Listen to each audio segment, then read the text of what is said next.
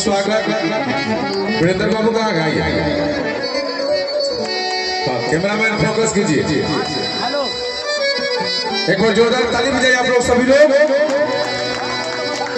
और इतनी बड़ी सुंदर पुष्प के हार के साथ प्रमोद प्रेमी जी का सम्मान वर्धन हुआ।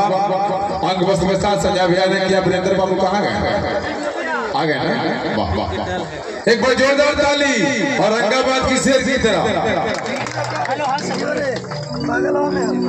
नरमुंडा जी बोलते रहिए। और आपके बीच में सभी कलाकार उपस्थित है आज माता रानी के दरबार में। बहुत बहुत धन्यवाद। अपने चहेते अभी आइए ना, आप गार्जियन है हमारे राजद परिवार के मुखिया है आप औरंगाबाद से। तो मैं चाहूंगा कि आप लोग जोरदार ताली बजाएंगे जब प्रेमी जी का सम्मान वर्धन होगा संजय भैया के द्वारा, वीरेंद्र बाबू के द्वारा। आइए सबसे सर्वप्रथम बहुत सुंदर पुष्प हार से स्वागत और रंग वस्त्र से